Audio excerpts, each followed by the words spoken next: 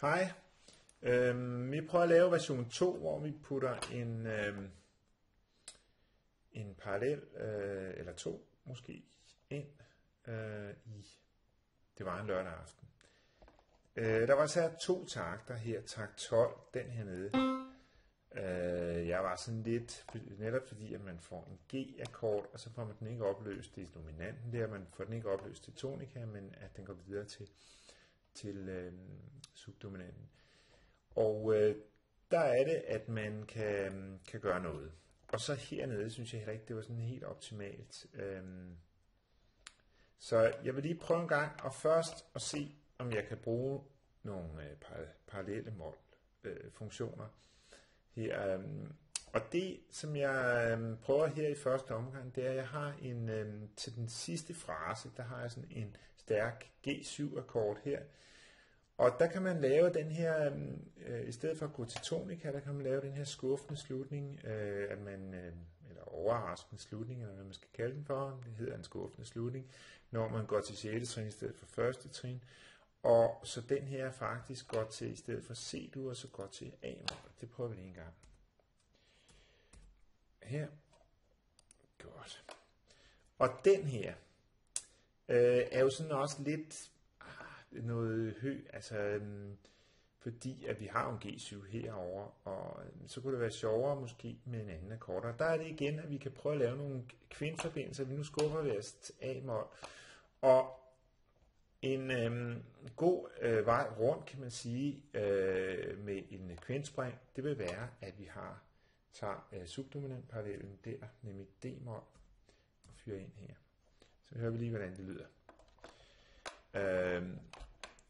Og så får man sådan set en meget god, også kvintbaseret fra A til D, fra D til G, akkord forbindelse. Det er sådan det, der hedder en kvintskridtsekvens med et fint ord, altså men den bløde vej rundt, nemlig ved hjælp af skala ene akkorder. Så det prøver vi lige at høre. Det er en måde at putte et par målfunktionerne i. Man kunne godt putte andre steder. Man kunne sige allerede her i anden takt her, kunne man putte en A-mol ind også, ikke? Og man kunne også gøre det heroppe på, den skal ikke med.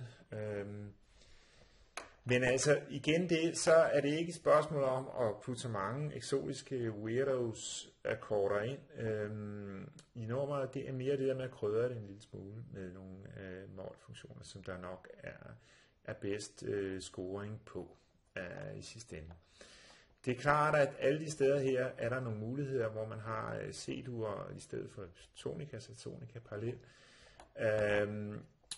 Subdominant er lidt sværere at få puttet ind. Man kunne her, kunne man sige, i stedet for F-duren her, kunne man sige, ja, det kunne være en D-mol 7, kunne det godt være, ikke?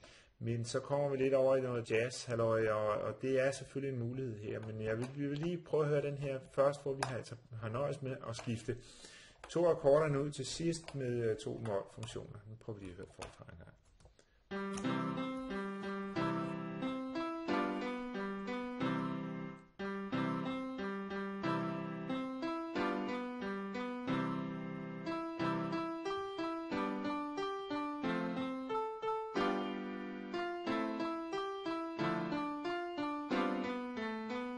Yes. Sådan. Og det fungerer sgu egentlig, okay. Så den vil jeg ikke være bleg for at aflevere, hvis det var mig. Den der. Lad os stoppe her i første omgang, så kan jeg lige vende tilbage om et øjeblik med en sidste mulighed, hvor vi bruger noget bidominant på den. Hej igen.